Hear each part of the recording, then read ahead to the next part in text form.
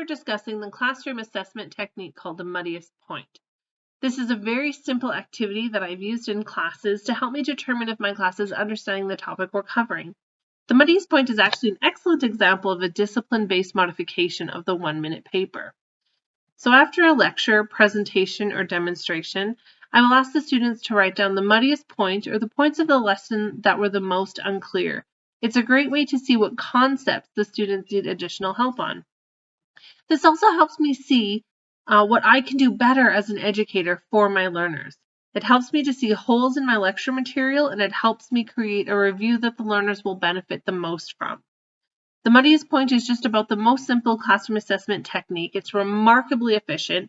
It provides a high information return for a very low investment of time and energy. To use this formative assessment technique, you must first determine what you want feedback on. I would also suggest trying it out first before bringing it to the class. Learners must quickly identify what they do not understand and articulate those muddy points. Teachers can then use that feedback to discover which points are most difficult for the entire class to learn and guide their teaching decisions to focus on subsequent lessons and assignments. Let your students know beforehand what you'll be asking them to do. Let them know the time frame that they're going to have to answer the questions, what you're doing with this information once you have it, and that this activity is meant to be anonymous. At the end of the lecture or topic, pass out slips of paper or index cards to the students to write their muddy points on. Make sure to allow enough time to ask the actual question, times for your students to consider and respond to the question, and then collect the papers. There are many ways to modify this technique for just about any learning environment. For example, students can always privately communicate their muddy points via email.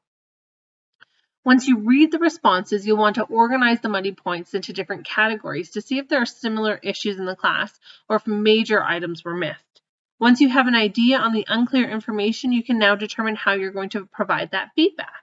It is very important to provide this feedback as soon as possible. Next class, next lesson, or next time you guys are coming together. How you choose to deliver this information, this feedback, may depend on the topics that were unclear in the first place. Perhaps a roundtable discussion, case studies, reviewing your slides, or perhaps even making new lecture materials, maybe even a memorization game. It all depends on the needs of your learners. And then, of course, follow-up. Use other classroom assessment techniques to check up and see how much clearer those most critical muddy points have become since you responded to them.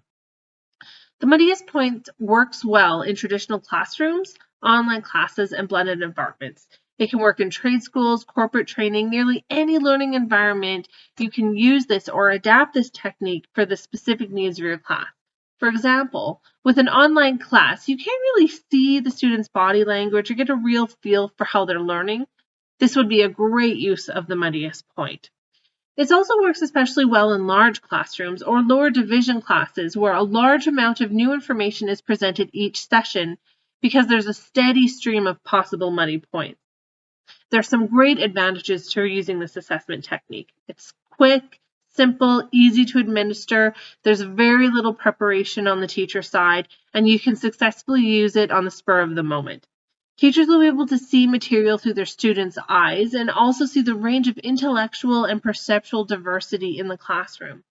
For students who are hesitant to ask questions in the class, this is a safe alternative. The feedback also offers important opportunities for instructors to reflect on their own beliefs and practice and initiate change to students' learning opportunities and their classroom experience. If students are regularly asked to identify the muddiest point, they tend to pay more attention to how well they are understanding the relevant session or assignment because they expect to be asked about it. This expectancy can lead, on the simplest level, to more care in listening and studying. Also promotes introspection and self-assessment. This is a simple technique that students can easily internalize, making self-assessment a regular part of their own classroom and study routines. There are, of course, limitations to this CAT, so please be aware before you choose to use it. So for a teacher, it can be a little disconcerting to realize that even your best prepared lecture will be misunderstood. So don't ask if you don't really want to know. For some students initially, they may have a difficult time explaining or even naming what it is that they don't understand. Teachers, you will not want to spend too much time responding to the muddy points or you can lose momentum in your classroom.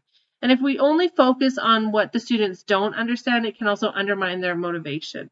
So to restore some balance, remember to focus on what students also understand as well as those muddy points. As students become better at identifying and explaining the points they find muddiest, they become more likely to raise difficult questions that a teacher may not be able to answer on the spot.